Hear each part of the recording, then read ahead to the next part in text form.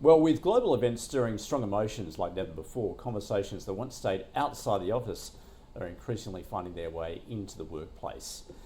To get across what is developing, Joydeep Hor is joining us from People and Culture Strategies. Joydeep, welcome back. Good to catch up with you again. Of course, so much has happened since we last spoke, particularly those politically and emotionally charged events over the course of the new year.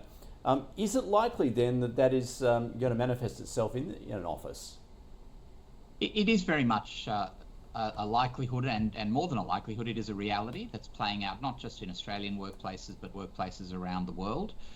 We have to remember that the ease of access to information, the questionability as to the reliability of certain information as well, but the fact that the instantaneous nature of someone thinking that something has happened or there's been a view expressed by someone politically, wherever that might be, or there's been a development in relation to something over and above things that are actually and factually happening, is meaning that people are almost without filter expressing views, and we're well accustomed to the perils of employees doing that via social media over the last few years. But I think we are seeing a lot more is just the frequency and regularity of these matters being the subject of conversations in workplaces. And you can understand, given the nature of the issues that people may feel inclined to talk about, that would happen.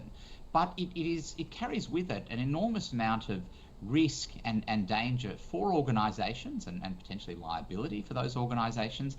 And it's something that a lot of our clients are really struggling with. They don't know how to draw the line between appropriately respecting that emotional and natural emotional response while still trying to say to their staff and perhaps others that these are not appropriate matters to be discussing, regardless of the rightness or wrongness of your views, in our workplace. Because, amongst other things, you simply don't know what the perspective of your fellow co-workers might be on that particular issue. Are there rules, or should there be rules, about discussing politics and religion at work, for instance?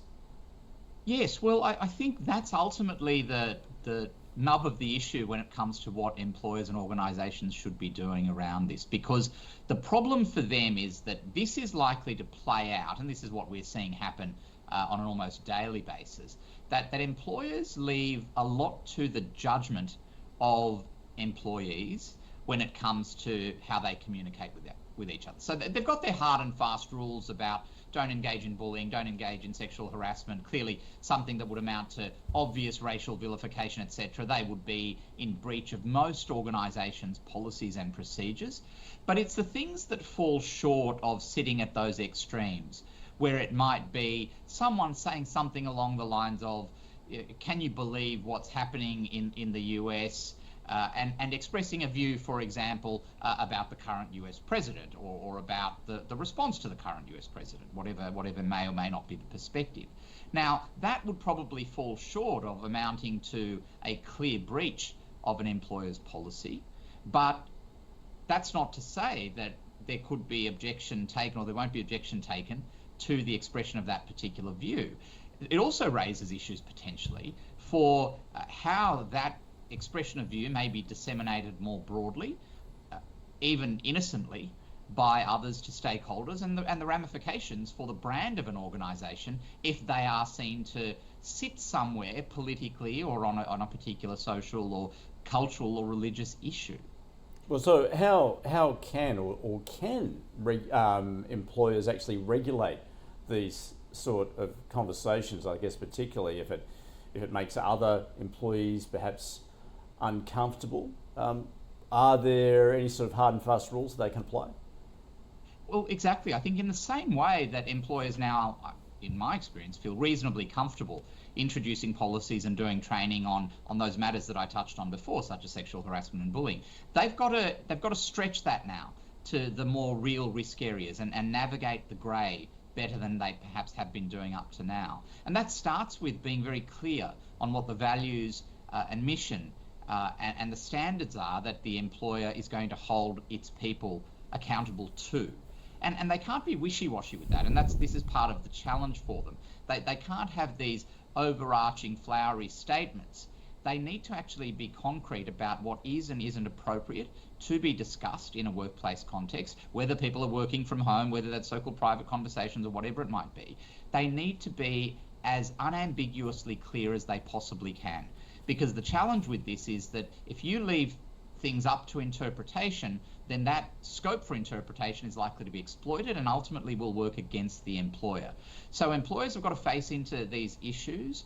It's not easy, but if they can think through what are likely to be the problematic areas and what might be the consequences of the behaviours that they observe happening within their organisations on a daily basis, then they will actually have the answer as to what it is that they need to be doing. But merely relying on established policies and procedures is unlikely to be enough.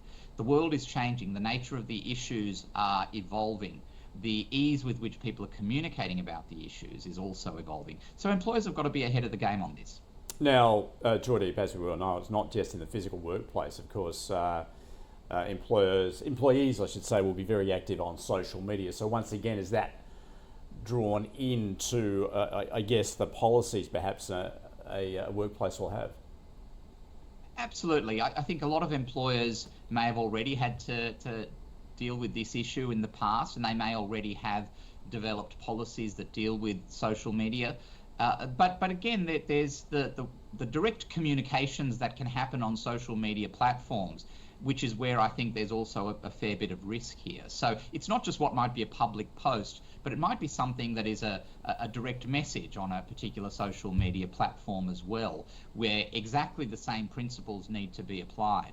And I think the other real risk area in this, which I touched on briefly, Andrew, was the out-of-hours conduct piece. I mean, it's not uncommon, indeed, in an Australian context, it's very common that after-work drinks, a few beers or glasses of wine into a conversation amongst colleagues, that people become a lot freer or less concerned perhaps about the ramifications of what they might be saying or doing, but it doesn't change the fact that they are still saying and doing that in front of colleagues. The capacity to influence and impact negatively, more often than not, those working relationships is very real. So social media, working from home, but just as importantly, the out-of-hours conduct, the social interactions, and respecting that the relationships between colleagues are not just relationships that are punctuated or evolve during working hours.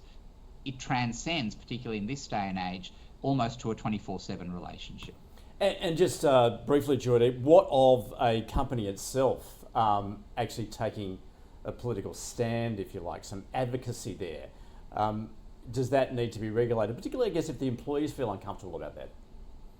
Well, it's a very good point. Now, employers, companies will no doubt have their own views. Their leaders may have their own views about many of these kinds of issues. They may see fit to articulate what that view or that stance or position is for a range of reasons. It might be because they are getting pressure from their employees to do so. It might be that there's an expectation amongst their customers, clients, and other stakeholders. These are matters that have to be debated and thought through very, very carefully because particularly in larger organisations, it is highly unlikely that the espoused view by an organisation is going to sit comfortably with the entirety of their workforce or all of their stakeholders. So employers may just need to work through a situation where something might seem very sensible and logical and indeed an imperative that's going to get 85 or 90% of the relevant stakeholders and individuals happier with what the employer or organisation is doing. But what are you going to do about that 10 or 15% who are really unhappy and feel very let down and very disappointed about that particular stance or that stance being articulated? Is that something that you can proactively manage? Obviously, the commercial ramifications of taking these stances and articulating these views is a matter that organisations will form their own views on and take counsel on. But how do you manage the employee fallout in relation to it? Is it something that you just say, well, we feel so strongly about it and it's the majority that has to dictate what we do? Is that fair? Is that the right way to respect maybe a long-standing, very good employee who has done all the right things by your organisation? As I always say, Andrew, not easy being an employer.